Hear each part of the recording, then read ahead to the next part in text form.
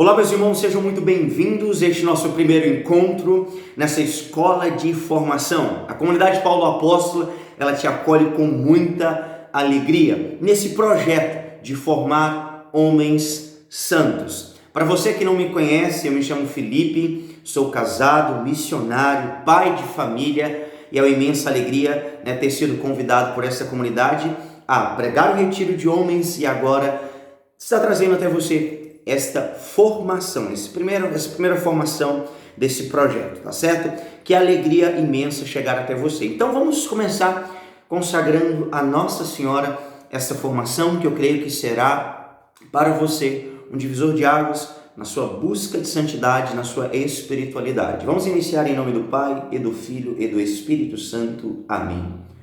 Ave Maria, cheia de graça, o Senhor é convosco. Bendita sois vós entre as mulheres, bendito é o fruto do vosso ventre, Jesus. Santa Maria, Mãe de Deus, rogai por nós, pecadores, agora e na hora da nossa morte. Amém. Em tuas mãos, ó Virgem Maria, eu consagro a cada um dos homens que vão assistir esta formação. Seja aqueles que participaram do retiro para homens, seja aqueles que não participaram. Que na mesma intensidade, ó Virgem Maria, a Senhora possa tocar o coração de cada um destes homens. Assim seja. Amém. Em nome do Pai, e do Filho, e do Espírito Santo. Amém. Quero convidar você a abrir a sua Sagrada Escritura no livro de Levíticos, capítulo 19, versículo 2. Diz assim: dirás a toda a Assembleia de Israel o seguinte: sede santos, porque eu, o Senhor, vosso Deus, sou santo. Palavra do Senhor, graças a Deus. Entenda, meus irmãos, para que você assim fique bem esclarecido, seja você que participou do encontro para homens, seja você que não participou, não teve a oportunidade, e o privilégio de participar desse retiro para homens, entenda uma coisa: Deus, ele nos chama a ser santo. Você foi colocado aqui nessa terra para um propósito. Qual, Felipe? Ser santo. O Papa Pio X, no seu catecismo, inclusive nesse catecismo que eu vou usar muito aqui, o catecismo de São Pio X, ele diz que nós nascemos para conhecer, amar e servir a Deus. Sintetizando tudo isso, conhecer, o amar e servir a Deus, podemos dizer, sintetizar isso em dizer que nós nascemos para ser santos. Entenda? A santidade é aquilo que nos aponta o céu, a finalidade das nossas vidas, Se você pegar, por exemplo, a carta aos Hebreus, vai dizer lá no capítulo 12 que sem a santidade nós não podemos ver a Deus. Ou seja, sem ser santo, nós não podemos entrar na finalidade de nossas vidas, que é o céu. Tá certo? Então, falar sobre santidade é falar de um chamado que Deus nos faz a todos, que a igreja chama de chamado universal à santidade. Se pegarmos desde a Sagrada Escritura, você vai ver Deus nos convocando à santidade. A palavra santo na Sagrada Escritura quer dizer kadosh. É falada mais de 116 vezes esse chamado de Deus para todos nós a ser santo. Se você pegar desde o Antigo Testamento, entrando para o Novo Testamento, pegar as cartas do apóstolo Paulo, seja dos apóstolos, as cartas universais, você vai ver um chamado para todos nós a ser santo. Por exemplo, pega o primeiro sermão de Jesus. Se você pega lá no Evangelho de São Mateus, capítulo 5, o sermão da montanha, lá no versículo 48, ele vai dizer: sede perfeitos. O que é ser perfeito? Ser santo. Se você pegar, por exemplo, as duas colunas da igreja, uma está aqui, o apóstolo Paulo e São Pedro, você vai ver eles apontando a nossa vida para a santidade. 1 Pedro, capítulo 1, versículo 15, sede perfeitos, ele vai dizer, ou seja, sede santos. O apóstolo Paulo é mais incisivo nisso, em nos convocar a uma vida santa. Ele vai dizer lá em 1 Tessalonicenses, capítulo 4, versículo 3, a vontade de Deus a vosso respeito é a santidade. E ele completa lá no versículo 7, dizendo assim, que Deus não nos chamou para a impureza, mas para a santidade. Se pegarmos a doutrina também da igreja, nós veremos esse chamado de Deus. Se você pegar o Catecismo da Igreja Católica, no parágrafo 1533, a igreja vai nos convocar e dizer o seguinte: são os fundamentos da vocação comum à santidade. Se pegarmos o Lumen Gentium, também um documento do Concílio Vaticano II, lá no parágrafo 32, ele vai nos dizer que a base da vocação do ser humano nessa terra é a santidade. O Papa Francisco, nosso Papa atual, ele também nos puxa a orelha e vai dizer: todos nós somos chamados à santidade. Entenda, meus irmãos, que quando nós apontamos e falamos sobre santidade, o homem atual, ele acha que é impossível ser santo, porque ele desconhece os fundamentos da santidade. Entenda bem, o homem atual, ele desconhece o que é ser santo. Ele acha que é algo muito distante e é para poucos que pisaram essa terra. Só que não. Entenda uma coisa, o primeiro princípio que você deve entender sobre santidade. Realidade, não como primeiro princípio, mas as pessoas olham assim e falam: é impossível. Não, basta uma coisa. Santo Tomás de Aquino, doutor angélico, ele nos apresenta a santidade de uma maneira muito fácil. Um dia sua irmã chegou para ele e falou: o que eu preciso para ser santo? Aí ele falou assim: querer. O primeiro passo é: eu quero ser santo. Porque entenda, a santidade é graça de Deus. Entende? É a graça de Deus em nossa vida, a graça santificante em nossa vida, mas também do impulso do nosso coração ao ir ao encontro daquele que nos chama, né? Porque o que é a vocação à santidade? A palavra vocação, vocare, né? É chamar, né? Alguém que nos chama.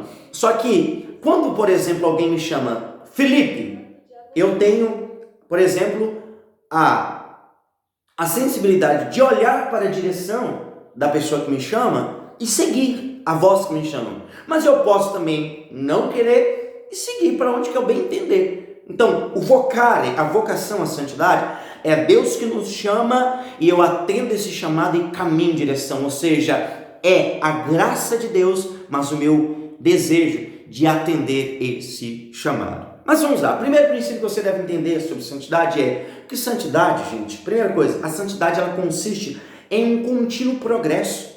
Você não vai começar, por exemplo, sendo santo, como talvez Santa Teresa de Ávila, São José Cupertino, que levitava e que era arrebatado em êxtase. A santidade ela tem um progresso. Você começa pequenininho e vai crescendo de graça em graça. Aquilo que o apóstolo Paulo vai ensinar em Filipenses capítulo 16, capítulo 3, versículo 16. Não importa o grau em que eu cheguei, o que importa é prosseguir decididamente. Por exemplo, vocês que participaram desse retiro, vocês começaram então um processo de santidade, que agora vocês vão começar em uma ascensão, em alcançar níveis a níveis. É como uma criança, que quando nasce, ela toma leitinho, mas ela vai crescendo, e o alimento que ela vai tomando é mais grosso, é mais sólido, que dá mais substância. Você vai crescendo de graça em graça, não importando o grau que chegou. O que importa é prosseguir decididamente. Isso é santidade, é subir um degrau a cada vez. São João Clímaco, um grande monge místico da Santa Igreja,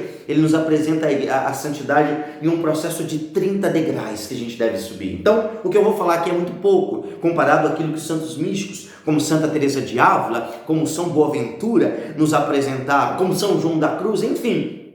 Então aqui, posso dizer, apenas um pontapé inicial para você que todos nós devemos ter. Quando nós pegamos o Catecismo da Igreja Católica, no parágrafo 2015, ele vai dizer assim, que a santidade ela consiste em um progresso. Olha o que vai dizer, um progresso contínuo. Vou abrir aqui para você pegar aí também e para você, se você quiser anotar. O Catecismo diz o seguinte, olha para você ver que lindo, perfeito. No parágrafo 2015, ele diz assim, esperando o arquivo aqui do Catecismo abrir, para não falar de maneira muito incisiva. Diz assim, o progresso espiritual na santidade consiste gradualmente. Você não vai iniciar sendo bam na santidade. Você vai começar de forma gradual, subindo, degraus a degraus. Segundo os santos místicos, a santidade, primeiramente, para você começar a viver a santidade, existe um princípio. Qual, Felipe? Aquilo que os santos místicos chamam de via purgativa. O que é a via purgativa? O abandono do pecado. Não tem como eu querer ser santo, sendo amigo do inferno, vamos dizer assim, amigo de Satanás, uma vida do pecado, porque entenda, o apóstolo São João vai dizer que aquele que peca é do demônio, mas aquele que vive uma vida na graça, aquele que vive uma vida inteiramente mergulhada na graça de Deus, ou seja, é uma pessoa que vive, então, o caminho de santidade. Tá certo? Então, assim, eu quero dizer para vocês, homens, entenda, é um contínuo progresso na santidade. Depois vai vir, sim, a via iluminativa, a via contemplativa, a via unitiva, né? A ponto de você se unir tanto a Deus. Por exemplo, você pega um São Padre Pio. O homem se uniu tanto a Deus que ele tinha os estigmas em suas mãos, em seu corpo. Os traços de Jesus nele era tão grande como São Francisco de Assis, o primeiro estigmatizado da história da igreja. O apóstolo Paulo, que diz em Gálatas 2:20, já não sou mais que viver Cristo que vive em mim. O homem se uniu tanto a Deus, que Cristo vivia nele. Então, entenda isso. Quando a gente fala de santidade, é um progresso contínuo. Segunda coisa, a santidade, ela consiste num amor profundo, que é um amor potencializado. Quando eu pego isso, gente, olha que interessante, né? Se você pegar a realidade do amor, né? Colossenses capítulo 3, versículo 4 vai dizer assim: mas acima de tudo, revestidos da caridade, que é o vínculo da perfeição. Entenda? Perfeição, santidade. A caridade, o amor, é o vínculo da perfeição. Entenda? Santo Tomás de Aquino, quando você pega assim de forma teológica, ele vai apresentar como a caridade é o vínculo da perfeição. Aí você pega também Santo Afonso Maria de Ligório, ele vai dizer que a santidade ela consiste no amor a Deus e submeter a nossa vontade à vontade de Deus. Ele chega a ser mais profundo, em submissão. Existe um livro maravilhoso chamado Tratado da Conformidade com a Vontade de Deus, que ele explica isso de forma muito maravilhosa. Mas entenda uma coisa, a santidade, primeiro, ela consiste em um progresso, mas ela consiste também numa caridade, num amor profundo. Sem caridade, sem amor não adianta nada, você pode vender tudo, mas ela tem que ser potencializada. Não adianta nada você, muitas vezes, ser pai, ser esposo, mas se você não potencializar, filho, por que é potencializar a caridade? É fazer por Cristo, com Cristo, em Cristo.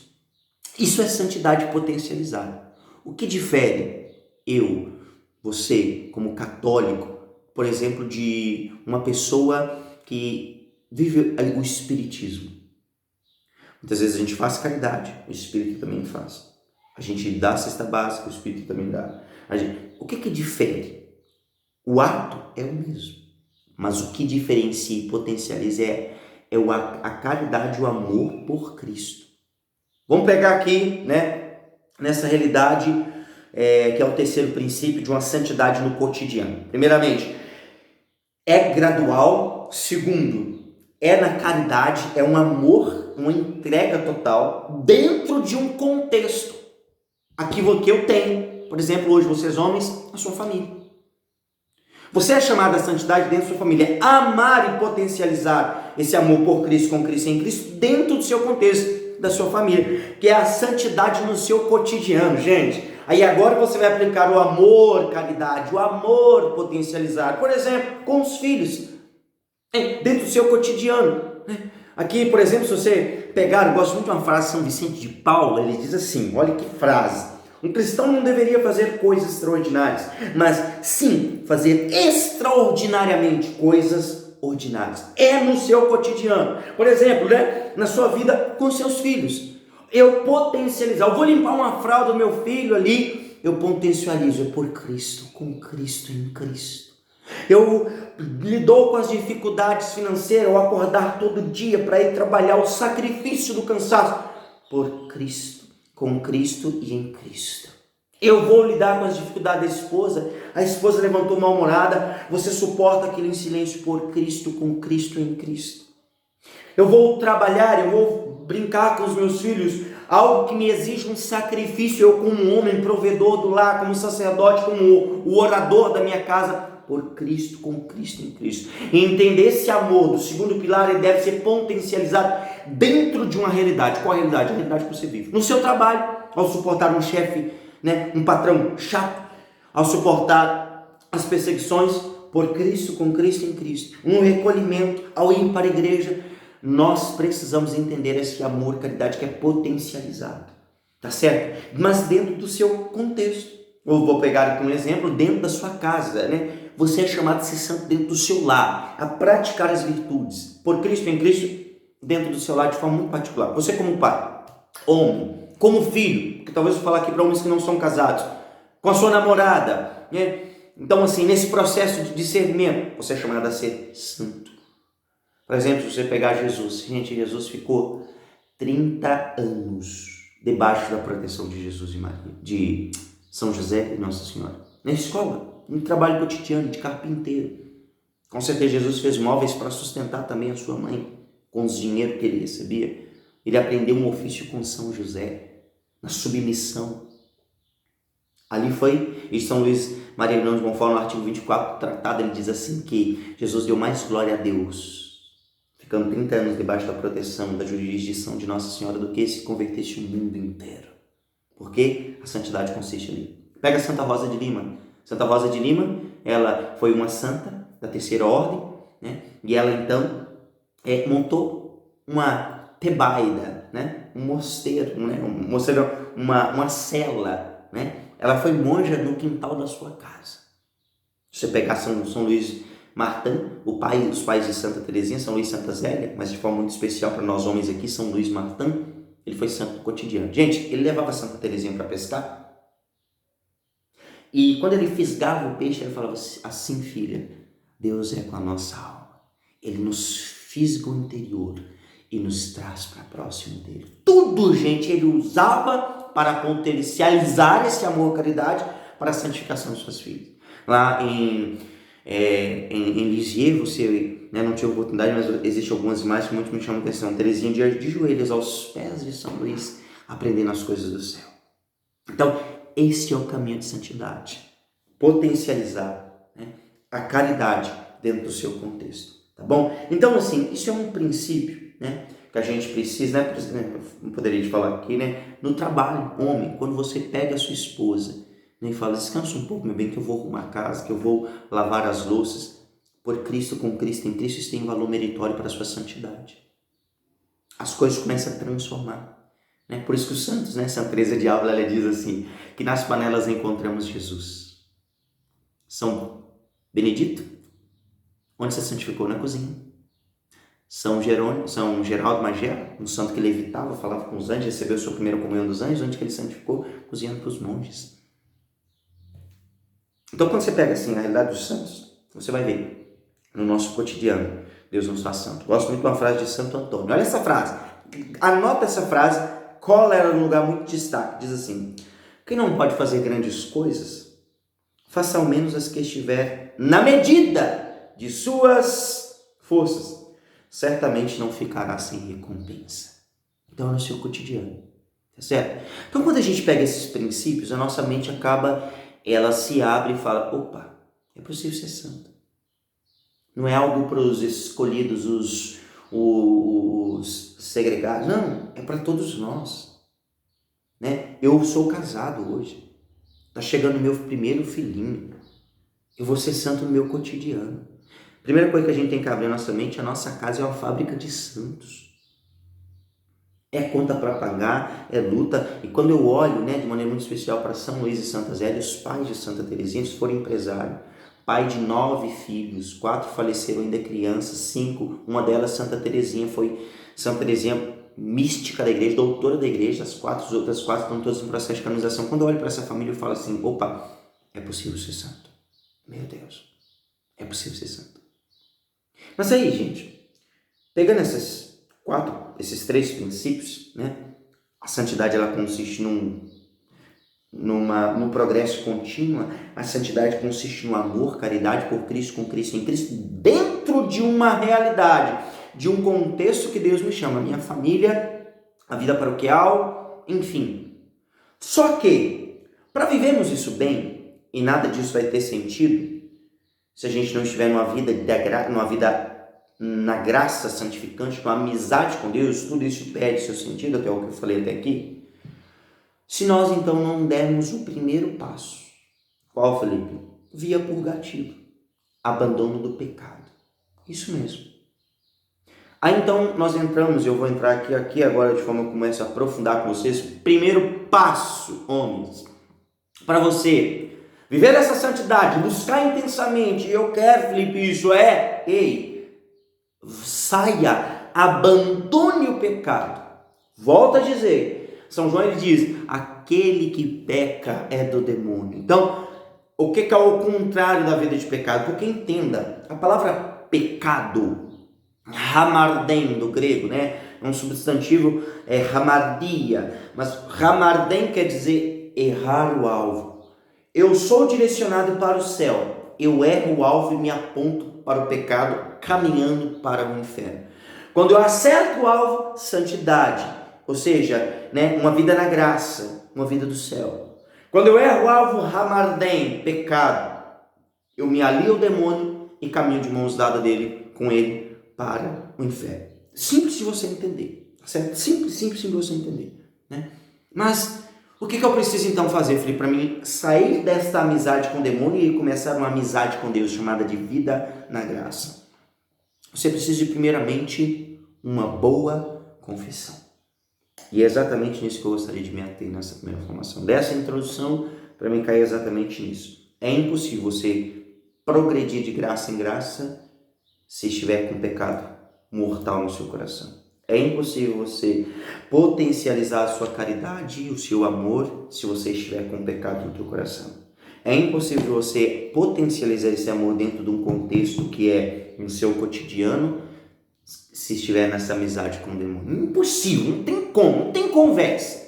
Você quer, a partir de agora, prosseguir, não tem conversa. Eu estou falando para homens aqui, eu gosto de ser bastante direto. Tu vai ter que ser muito macho, agora você vai provar a sua masculinidade, muito macho, honrar a cueca que você veste, as bolinhas que você tem debaixo das suas pernas e assumir uma luta travada contra o pecado e uma força enorme para viver na graça. Uma amizade com Deus. Cair, levantar, confessar, lutar e tudo, porque diz o apóstolo Paulo, ninguém será coroado se não lutar segundo as regras. É luta, é combate. Então, agora que você vai provar se é um homem de verdade, não é aquele que pega várias mulheres, que é o bambambam no mundo. Um homem, entenda bem, um homem que conquista todo mundo, mas ele não é santo. Ele não passa de um merda. Gente, talvez seja muito sério, pelo amor de Deus. Pega o homem mais bitrilionário deste mundo. Se ele não conquistou a santidade, ele não é nada. Pegue um mendigo sem nada neste mundo. Se ele conseguiu ser santo, ele é o homem mais top deste mundo. Porque a nossa vida vai passar. Nós homens. Por que eu estou falando de bens? Porque nós somos os provedores. Muitas vezes a gente quer prover os bens, mas não quer prover os bens espirituais. Que é o quarto nível de riqueza. Que eu falei lá aquele dia. Que é o lishmar. Lishmar, uma riqueza que não pode se pagar. Ser santo. Homem, se você ser santo, já basta. Lógico, a santidade ela vai te trazer uma amizade com Deus e Deus vai prover para você. Mas agora que você vai provar se você quer ser homem santo ou não, um homem de verdade que vai santificar a sua casa. Terceiro tema do nosso retiro. Homens santos geram famílias santas. Mas vamos lá, primeiro princípio então, confissão. Não tem como. Como que eu vou avançar, Felipe? Então, via purgativa. O que é a via purgativa? Abandono do pecado. Como que eu abandono o pecado? Através de uma boa confissão. Então eu gostaria de trazer aqui para vocês alguns princípios. Eu vou usar aqui muito 3 livros que se vocês quiserem adquirir aqui na comunidade Paulo Apóstolo. A comunidade tem muitos livros, gente. Eles têm uma mega livraria aqui. Você pode adquirir os livros com eles, tá certo? Eu vou usar então aqui os princípios do Catecismo de São Pio X. A igreja ela teve 4 catecismos de modo muito assim direto. O Didache, que é o Catecismo dos Primeiros Cristãos, um livro bem fininho, muito interessante a gente ter, porque ali você já vê que a igreja é católica desde sempre. O Catecismo de Trento, quando aconteceu a Revolução Protestante, né? A realidade do protestantismo, houve-se um concílio chamado Concílio de Trento. E desse concílio, então, o Papa Pio V, ele nos concedeu o Catecismo Romano, que é um catecismo muito, assim, explicativo, muito direto, né? O Catecismo Romano. Mas nós também tivemos, então, o Catecismo de São Pio X, que ele veio lutar contra o modernismo, essa merda que a gente vive hoje. O Papa Pio X lutou, e São Pio X, o Papa Giuseppe Pissarro. Mas nós também temos hoje o Catecismo Amarelinho, que é pedido do Papa João Paulo II, quem encabeçou a confecção, né, vamos dizer assim, a elaboração do catecismo amarelinho que a gente tem foi o Papa Bento XVI, né, na época de Joseph Ratzinger, que é o cardeal Ratzinger. Então, nós temos esses 4 catecismos. Eu vou usar esse aqui porque ele é bastante leve, ele é mais fininho e é direto. Se você não tem esse catecismo, adquira quanto antes, tá certo? Nós vamos usar também aqui, né, outros livros que eu vou apresentando depois, certo? E eu vou já adiantar aqui, esse livro aqui, Confessai-vos Bem, a comunidade tem bastante também. Esse livro para mim é o melhor livro de confissão. Tudo que eu sei sobre confissão eu aprendi também dentro desse livro aqui, tá bom? Mas vamos lá. Existem 4 princípios que o Catecismo de São Pio X nos apresenta. 5 princípios, na verdade, 5 princípios que o Catecismo de São Pio X nos apresenta sobre uma confissão. O que eu preciso, né, para fazer uma boa confissão, né? E ele apresenta aqui um exame de consciência, segundo pilar da confissão, uma dor de ter ofendido a Deus, terceiro pilar da confissão, propósito de nunca mais pecar, quarto, acusação dos próprios pecados, quinto, satisfação ou penitência. Vou pegar esses 5 pontos para ensinar você, homem, a fazer uma boa penitência. Vou tentar ser o máximo rápido possível para não ficar muito extenso. Mas vamos lá. Primeiro, que o Catecismo apresenta, inclusive eu não poderia deixar de falar isso. Felipe, eu tenho minha família e tudo, né? Eu tenho meus filhos, crianças, eles já podem confessar. Tudo que eu vou falar aqui serve inclusive para os seus filhos, inclusive a partir dos 7 anos, viu? A partir dos 7 anos o seu filho já pode confessar. Eu tenho um cunhadinho chamado Mateus, ele tem 8 anos hoje, mas desde os 7 anos ele já se confessa. Talvez é pecados bobos, talvez é pecados, né, veniais, mas já tem um costume. Isso é, inclusive, vamos dizer, isso é canônico, viu? Se tiver alguma dúvida, não estou pregando aquilo que eu acho, é aquilo que a igreja diz. Código de Direito Canônico, parágrafo 982. Todo fiel, depois de ter chegado à idade da discrição, é obrigado a confessar. Qual é a idade da discrição? 7 anos. Onde a gente começa a saber o que é bom, o que é ruim, o que é pecado e o que não é. A partir de 7 anos, a criança já pode se confessar. Fecha parênteses aí e vamos seguir. Primeiro pilar da confissão, gente, é exame de consciência. O que é exame de consciência? O Catecismo de São Pio X ele diz assim: o exame de consciência consiste em uma diligente investigação dos pecados cometidos desde a última confissão bem feita. O que é um exame de consciência? Quando você vai ao médico, você examina o seu corpo, certo? É um exame do seu corpo. Você vai saber se a saúde está boa ou não. O exame de consciência, então, ele consiste em que você fazer um exame de como está a saúde da sua alma. Simples assim. Como que está a saúde da minha alma? Como que eu estou? Né? Eu estou vivendo minha alma está na amizade com Deus ou está fadada, condenada, né, no caminho do inferno? Né? Então, entenda essa realidade. Mas vamos lá. O exame de consciência, ele consiste em você anotar os seus pecados. Eu falo anotar, gente, porque isso serve para mim e serve para muitos santos. Inclusive, já vi santos relatando sobre essa realidade de escrever os nossos pecados. Um dia, por exemplo, um jovem foi confessar os seus pecados, anotou vários pecados. Ele chegou chorando no confissão, não conseguia até mesmo nem falar os seus pecados, de tão arrependido que ele estava. Isso aconteceu com São João Bosco. E São João Bosco falou: não precisa, filho. As suas lágrimas já disseram tudo. Mas não, eu tenho que dizer o que está escrito aqui, Padre, tudo. E ele falou: eu te absolvo em nome do Pai, do Filho e do Espírito Santo. Quando o menino sai com aquele papelzinho ali, e ele abre aquele papelzinho depois da confissão, o papel estava em branco. Gente de Deus. Ele chega com aquele papel carregado de pecados, misérias. E quando ele sai com aquele papel em branco. Um exemplo aqui para você de anotar pecado, né? Então, assim, essa realidade de você anotar os pecados. Como assim, filho? Vamos lá. Exame de consciência. Eu vou falar particularmente para vocês, né?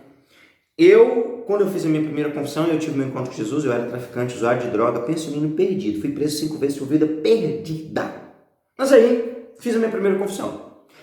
Eu fui me ensinar essa realidade de anotar os meus pecados. Gente, foi 5 folhas de pecado frente e verso, de pecados mortais, terríveis que eu tinha cometido até os meus 16 anos. 5 folhas. Né? Então, eu, de fato, anotei. Só que tem um porém. Nós temos dificuldade de discernir o que é pecado e o que não é. Né? Então, eu quero aqui falar para vocês, de modo muito claro, né, enumerar aqui os pecados, citar alguns para você tomar consciência. Por quê, Felipe? Porque o Papa João Paulo II, ele diz assim: a pior desgraça do homem atual é a anestesia de sua consciência diante do pecado. O homem é anestesiado, ele não sabe mais o que é pecado. Então eu quero pegar aqui para vocês, né? Essa realidade, como eu expliquei, o pecado ramardem é errar o alvo, mas que o pecado ele gera uma consequência. Romanos 6, capítulo 23. O salário do pecado é a morte. Mas a igreja nos enumera 4 tipos de pecados.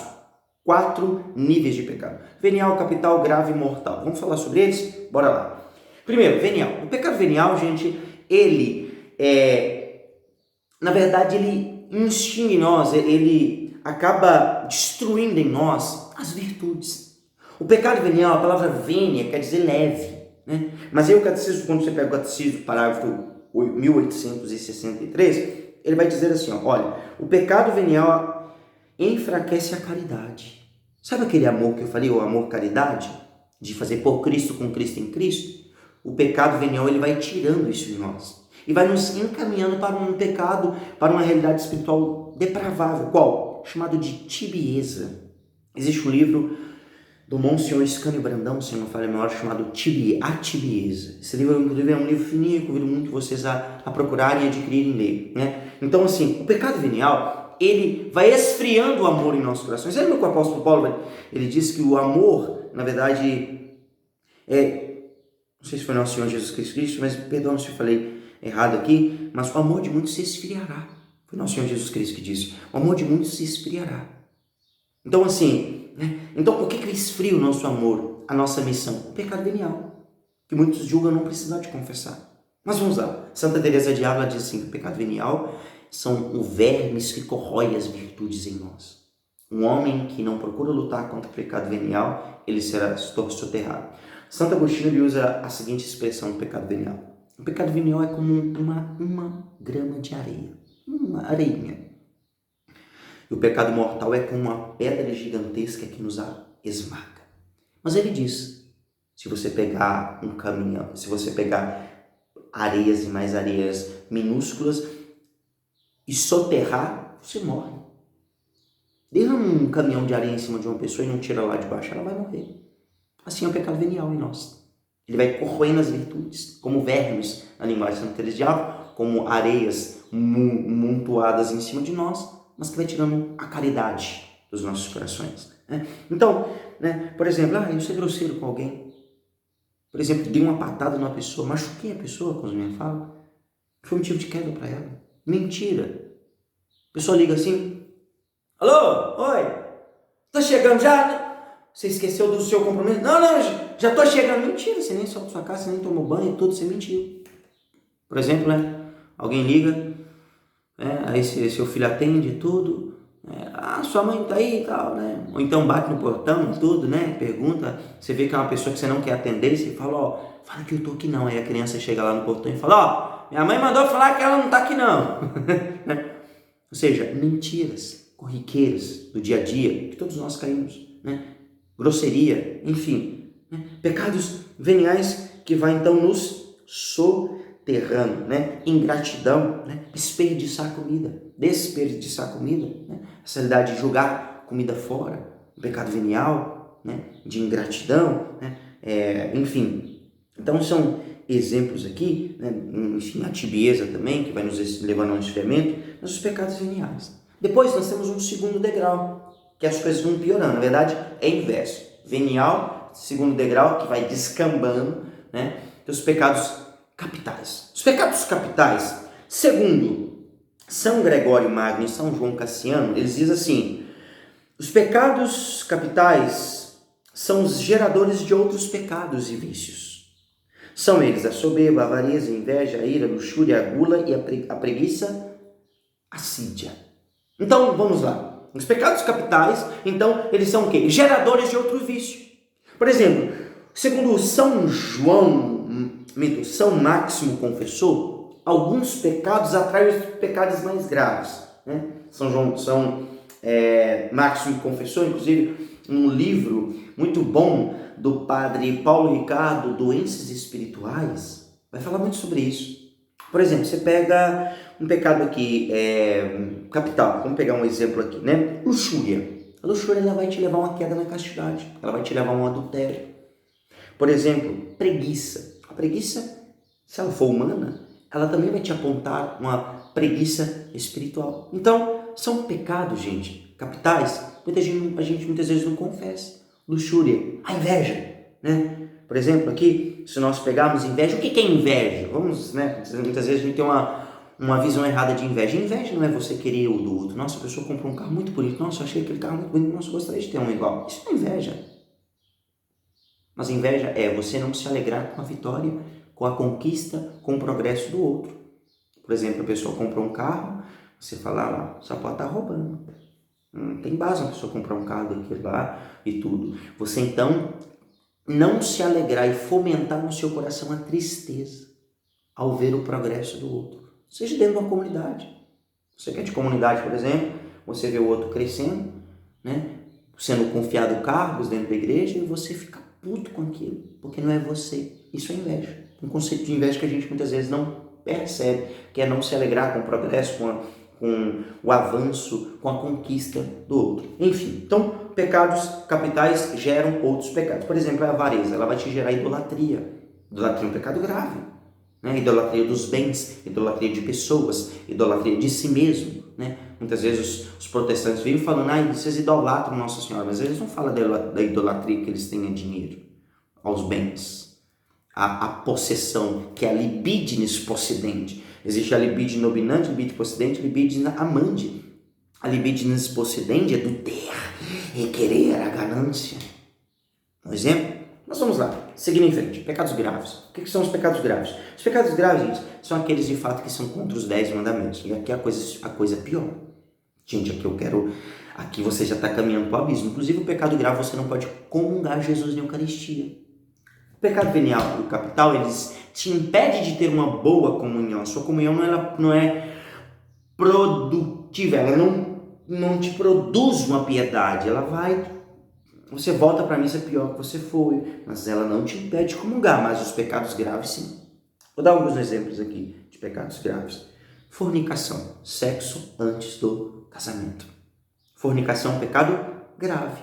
Você que jovem aí, que está me assistindo agora, né, vive no tico-tico no fubá, né, motel, missa, motel, casa da sogra, tudo, você não pode comungar.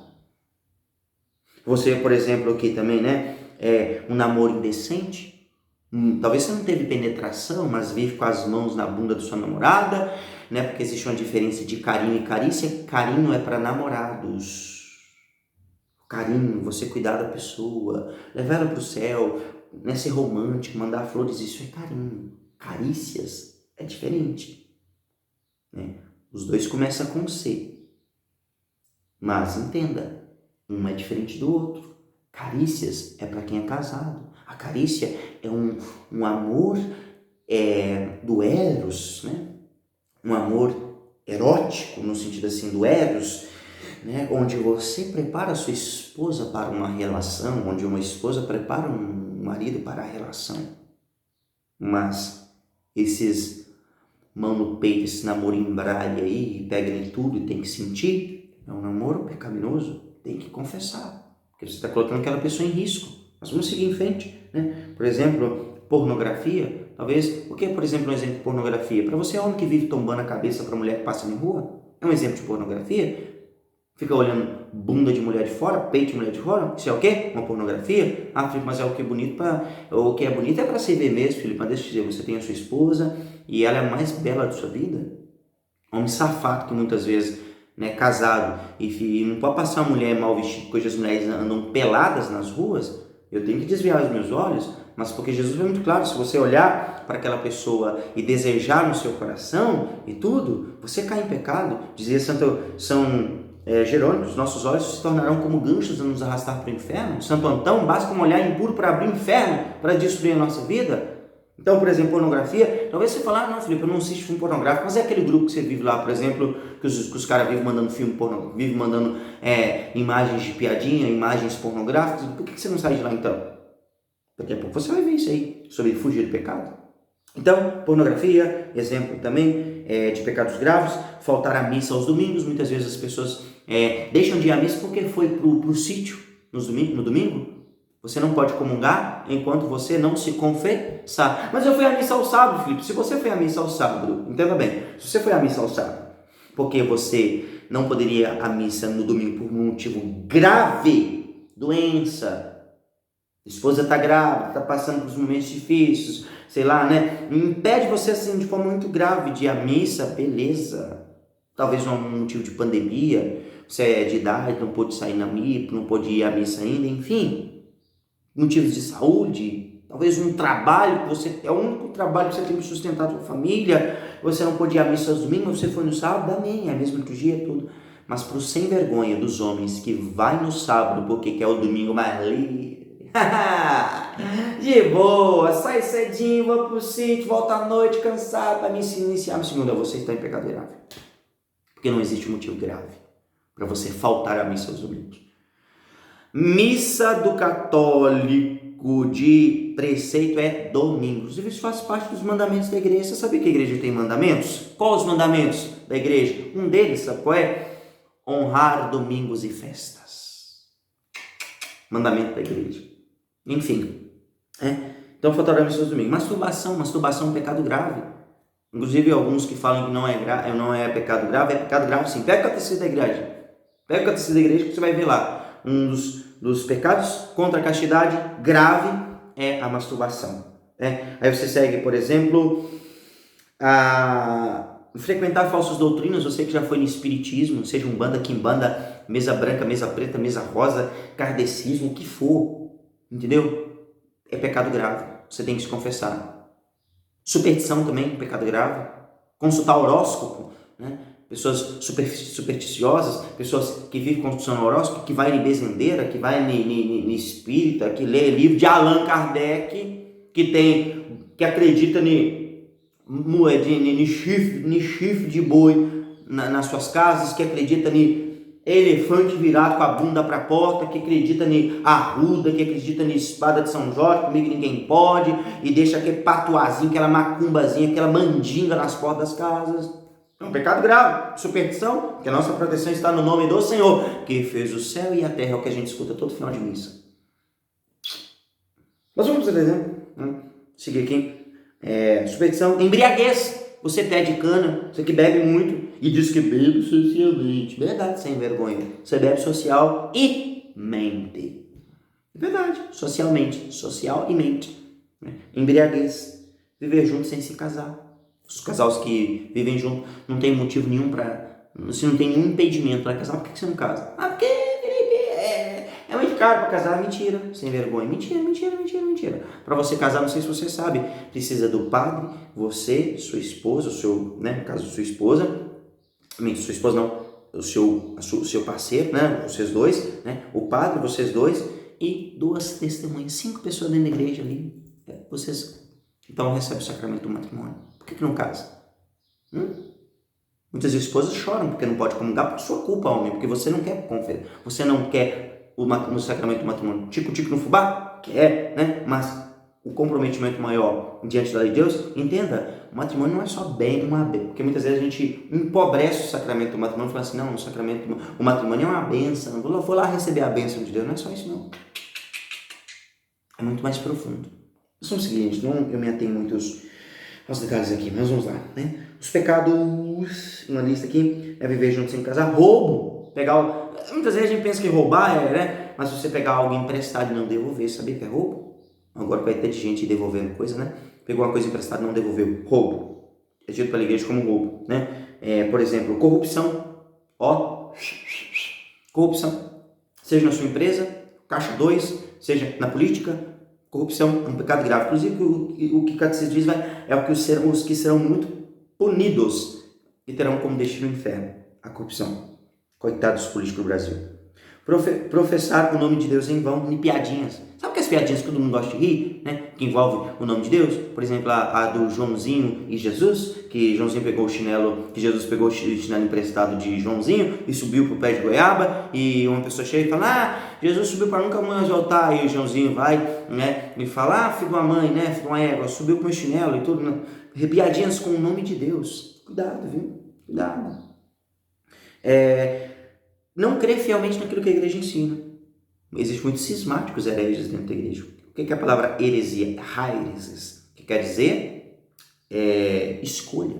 Você acredita que Maria é mãe de Deus, mas não acredite que Maria foi virgem antes, durante e depois do parto. Heresia, você fez uma escolha, raízes. Então não crê fielmente que Jesus está presente no Santíssimo Sacramento. É um exemplo. Que o padre tem o poder de absolver os pecados. Exemplo? Enfim. Pecado grave. Agora os mortais. Mortal, meu irmão, deixa eu te dizer, é caixão e vela preta. É comprar uma passagem de avião na primeira classe para o quinto dos infernos. Tá entendendo? Pecado mortal é de fato a sua exclusão. Olha o que vai dizer para os santos. Um dia Santa Teresa de Ávila, ela viu uma alma em pecado mortal e ela desmaiou. Ela levantou e falou, depois que ela levantou do desmaio, falou, Jesus, não me permita nunca mais ver uma alma assim. A alma da pessoa está podre. Se os pecados veniais são os vermes, o pecado mortal é de fato o apodrecimento. Você vira as costas para Deus, para Cristo, e se volta para o inferno. Você fala assim, Jesus, o Senhor morreu para mim na cruz. O Senhor fez tudo por mim, mas eu não te quero. Vá se fuder, eu não quero. Desculpa a expressão que eu usei, mas é esta realidade que a nossa alma se encontra quando ela vive em pecado mortal. Você exclui Deus da sua alma. Você corta com os méritos que Cristo conquistou na cruz para você. Vamos usar uns exemplos aqui, né? Por exemplo, exemplos de pecados mortais. Suicídio. Pecado mortal. Assassinato. Pecado mortal. Aborto. Você que talvez induziu a sua esposa a cometer um aborto, você tem que se confessar. Tem que se confessar. Você tem que estar em pecado mortal. Usar, por exemplo, pílulas anticoncepcionais, que hoje, na verdade, são abortivos, um pecado grave, um pecado mortal. Inclusive, se você tiver dúvida, entre em contato com o Danilo, com a Lu aqui, com pessoas da comunidade, para você procurar saber mais disso. Não dá para me aprofundar em anticoncepcionais aqui, mas a realidade é que muitos casais vivem hoje no relacionamento porque não querem ter filho, porque filho é problema, filho é despesa. Enfim, né? Adultério. Você que já caiu no adultério, sua alma está em pecado mortal. Inclusive, se você comungou, agravou mais a situação. Aborto, né? Já falei. Homossexualismo. Por que a gente vive essa realidade de propagar homossexualismo, lesbianismo, ideologia de gênero? Porque Satanás, ele é astuto, ele vai pegar naquilo que é o mais grave, vai levar muitas almas para o inferno. Se não se arrependerem, lógico. Né? Estupro. Né? Os homens já estuparam. Eu fui, por exemplo, uma pessoa que foi estuprada na infância. Graças a Deus perdoei, não lembro com dor, porque perdão não é amnésia. Você lembra, mas você não sente dor. Você perdoou. Estupro, pornografia, né? Profanação do Santíssimo. Pornografia não, falei errado. Profanação do Santíssimo. Profanação do Santíssimo Sacramento. Você que, por exemplo, pega a hóstia, né? Coloca dentro do bolso. Já vi várias cenas de homens que entram dentro da igreja, pega a hóstia, né? Enfim, várias profanação do Santíssimo, irreverência na igreja, enfim, homens que não creem na Eucaristia, comunga. Se você não crê em Jesus na Eucaristia, não comungue, viu? Não comungue. Porque aquele não é um pão qualquer, é Jesus na hóstia santa. Né? Um exemplo aqui também, né? É sacrilégios, que é comungar em estado de pecado mortal. Com pecado grave, você já não pode comungar. Se você comungar com os pecados graves que eu falei anteriormente, e agora com o mortal, deixa eu dizer, você está cometendo um sacrilégio. E olha o que vai dizer. O apóstolo Paulo, em 1 Coríntios 11, 27 ao 30, diz assim: portanto, todo aquele que come o pão e bebe o cálice indignamente será culpável do corpo e do sangue do Senhor. Que cada um examine, o que é exame de consciência? Examinar, que cada um examine a si mesmo, e assim coma desse pão e beba deste cálice. Aquele que come e bebe sem distinguir o corpo do Senhor, comunga e come e bebe a sua própria condenação. Sério, gente? Pesado, hein? É isso mesmo. Né? Aí você pega, qual que é o exemplo de uma pessoa que comunga em pecado mortal, por exemplo, que não se confessou? É o exemplo de Judas. Judas comungou na Santa Ceia? Comungou, mas ele comungou em pecado mortal. O que aconteceu depois? Suicidou. Quem comunga em pecado mortal é cometer um suicídio espiritual, é cometer um suicídio de fato contra a sua alma. Certo? Então, alguns exemplos aqui. Para ser pecado mortal, né? Não poder deixar de dizer isso, tem que ter a matéria, tem que ser grave, né? Tem que ter plena advertência, você sabe. O que é quando a matéria é grave? Por exemplo, o adultério é uma matéria grave, você vai trair sua esposa. certo? Quando a plena advertência do pecado, o que é a plena advertência? Eu sei que aquilo é errado. Terceiro, quando há pleno consentimento e pleno consentimento perfeito da vontade, eu quero. Ou seja, eu sei que aquilo é errado, eu caminho, eu quero, eu vou pecar. Aí você comete pecado mortal. Então, aqui são alguns princípios do exame de consciência. Para vocês não acharem que eu estou exagerando demais com o pecado mortal, o Catecismo da Igreja Católica fala que aqueles que não se arrependerem antes de morrerem em estado de pecado mortal, vai para o inferno. Vou ler para você, funcionar. Talvez você pense, o cara está exagerando demais. Não estou não, olha aqui. Catecismo da Igreja Católica, para 1861. Diz assim, o pecado mortal é uma possibilidade radical da liberdade humana, com o próprio amor. Quem é o amor? Cristo. Você vira as costas para esse amor.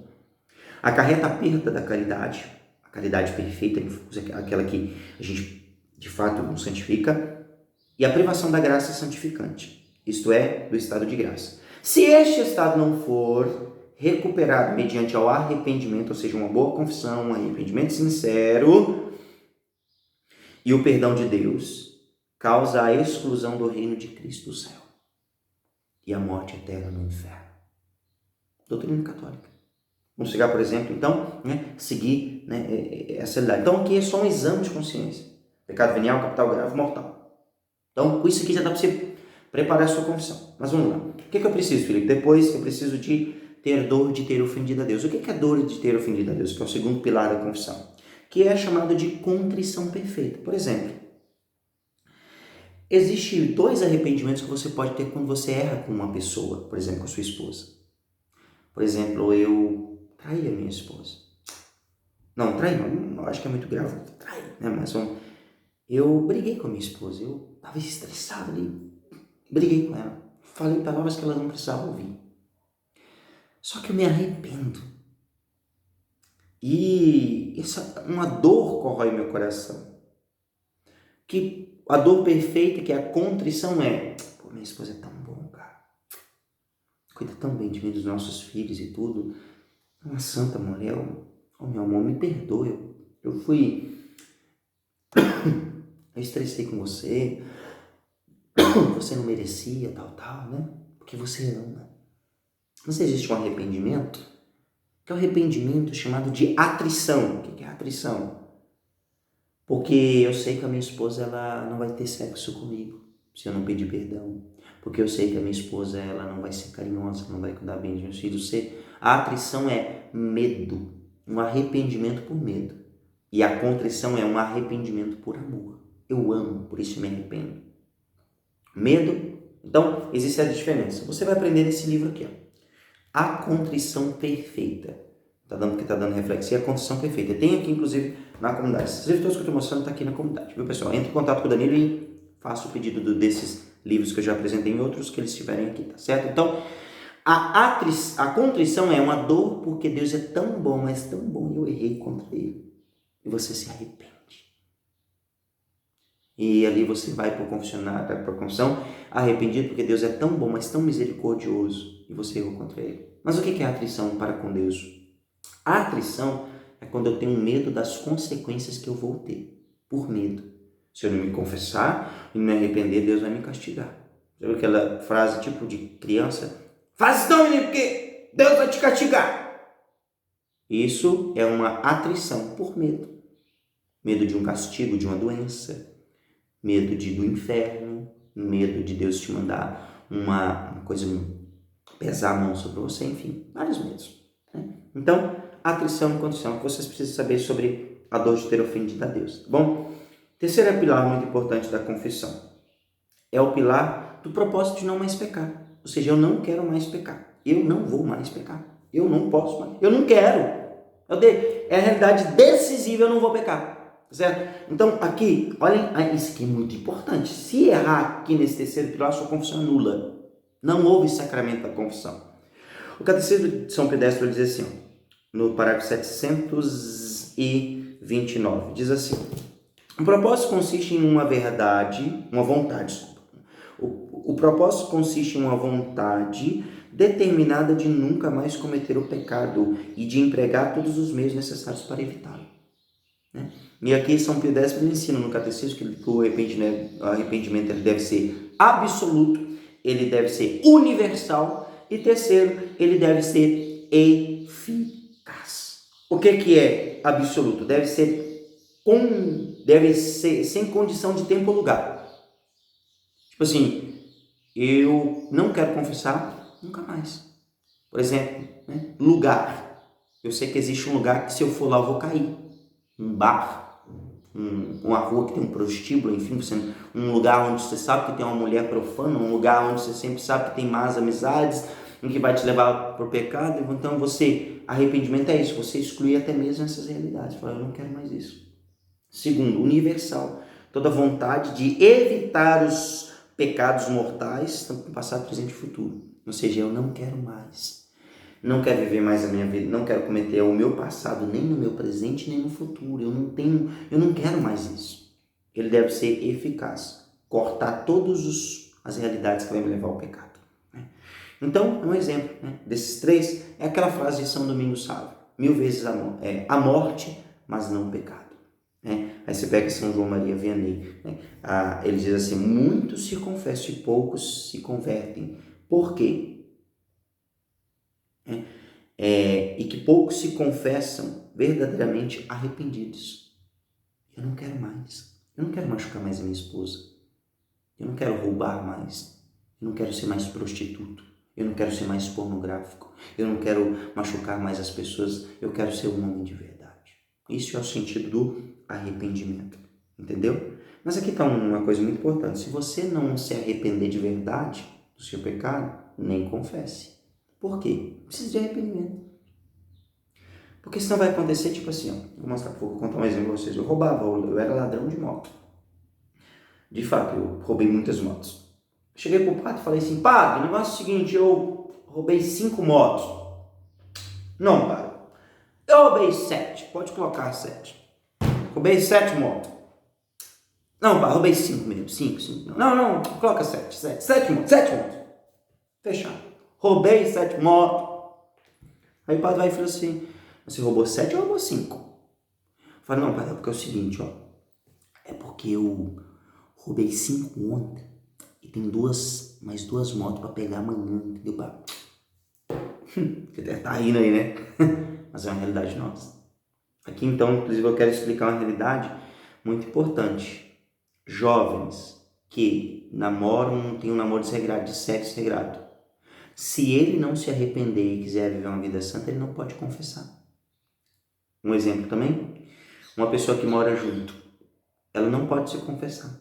Porque ela vai lá e confessa, padre, eu pequei, eu tô vivendo uma vida de sexo antes do casamento, mas ela vai voltar para casa, ela sabe que daqui 1 dia, 2 dias, ela vai cair no pecado com o marido não, com o amásio dela, né? Por isso que se chama amásio, aquele que está junto com ela ali, né? Ela não pode se confessar. Casais de segunda união, por exemplo, não pode se confessar. Porque vai lá e fala, padre, estou em adultério.